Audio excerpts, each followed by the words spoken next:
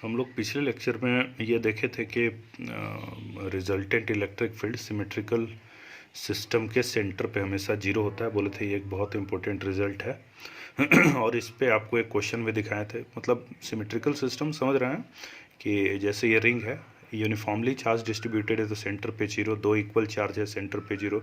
कोई भी regular system, चाहे वो ट्रायंगल हो, स्क्वायर हो, रेगुलर पेंटागन हो, रेगुलर हेक्सागन, हेप्टागन, कुछ भी हो, और यूनिफॉर्म चार्ज उनके वर्टेक्स पे रखा हुआ है तो सेंटर पे इलेक्ट्रिक फील्ड हमेशा जीरो होता है। एक क्वेश्चन देखे थे, एक और क्वेश्चन इसी पर बेस्ड आपको दिखा रहे हैं।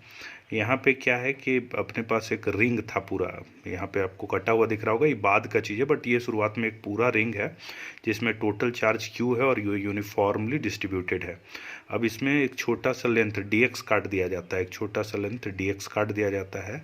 तब बताना है कि इसके सेंटर को O नाम दिए हैं, O पर कितना इलेक्ट्रिक फील्ड होगा।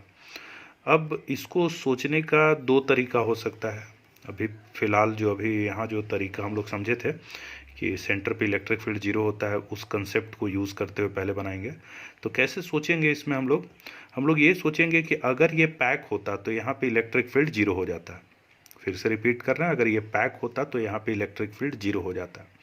लेकिन अभी यहाँ से इतना बड़ा टुकड़ा हटा दिया गया है, तो जैसे यहाँ पे इतना बड़ा टुकड़ा जोड़ रहे हैं, यहाँ इलेक्ट्रिक फील्ड जीरो हो रहा है। इसका सीधा मतलब यही है कि ये पूरा, मतलब जैसे ही छोटा सा टुकड़ा को छोड़ के ये बाकी बचा हुआ हिस्सा जितना इलेक्ट्रिक फील्ड इस पॉइंट पर क्रिएट कर रहा है, ये छोटा सा टुकड़ा अकेले उतना ही इलेक्ट्रिक फील्ड यहाँ पैदा कर दे रहा है। बट उसके उल्टा मान लो कि ये पूरा इलेक्ट्रिक फील्ड यहाँ पे इस तरफ पैदा किया 10 का, तो ये अकेले उतना ही इधर 10 का पैदा कर रहा होगा, तब तो इसके घुसने के साथ यहाँ पे इलेक्ट्रिक फील्ड जीरो हो जा रहा है।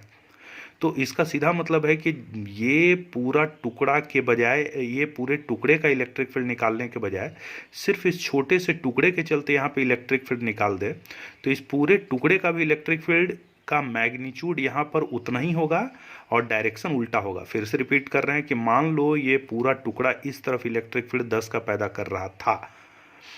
अब यहाँ पे जैसे ये छोटा सा टुकड़ा आया है, यहाँ पे इलेक्ट्रिक फील्ड जीरो हो गया है। इसका सीधा मतलब है कि ये जो छोटा सा टुकड़ा है वो अकेले उतना ही फील्ड पैदा कर रहा है जितना ये पूरा टुकड़ा पैदा कर रहा था, और उसके उल्टा पैदा कर रहा होगा।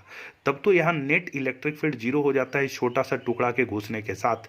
तो इसलिए हम लोग इस पूरे के चलते इलेक्ट्रिक फील्ड निकालने के बजाय सिर्फ इस छोटे से टुकड़े के चलते यहाँ इलेक्ट्रिक फील्ड निकाल ले और कह देंगे कि ये पूरा का इलेक्ट्रिक फील्ड भी यहाँ उतना ही है, बट जितना ही छोटे से टुकड़ा का जिधर डायरेक्शन है उसके उल्टा डायरेक्शन में इस पार्ट का इलेक्ट्रिक फील्ड होगा।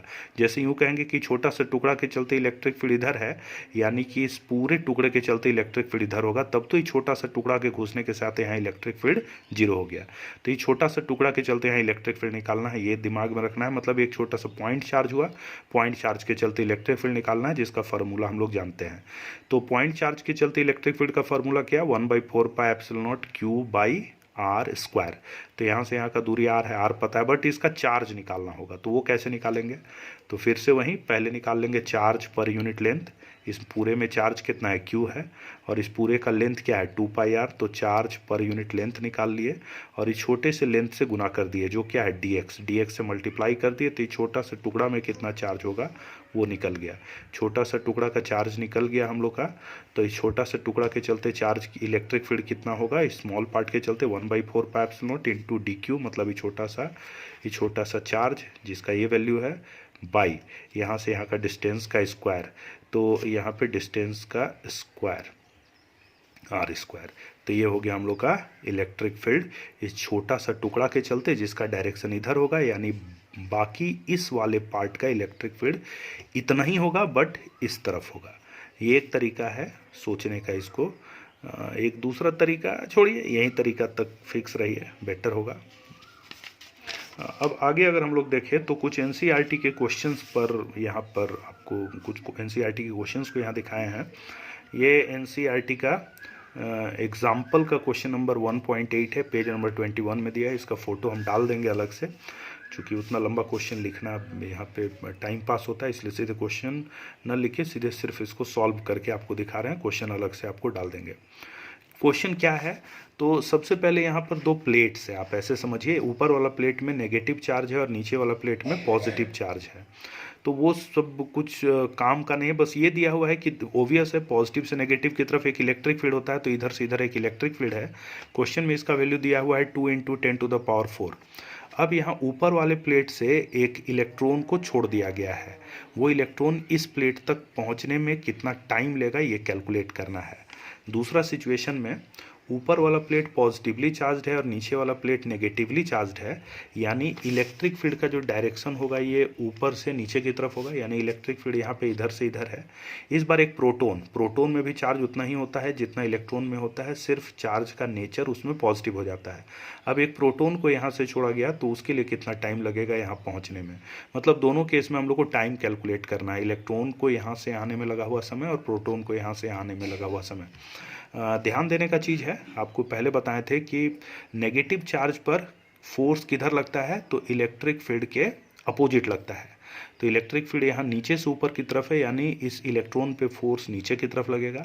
यहाँ पर ऊपर में पॉजिटिव प्लेट है, नीचे नेगेटिव प्लेट है, मतलब इलेक्ट्रिक फील्ड ऊपर से नीचे है, यानी इस इलेक्ट्रॉन में फोर्स इस बार ये प्रोटॉन है तो प्रोटॉन में फोर्स नीचे की तरफ लगेगा। चूंकि पॉजिटिव चार्ज पे फोर्स किधर लगता है, along the direction of electric field, आपको पुराने लेक्चर में हम अब बता चुके हैं।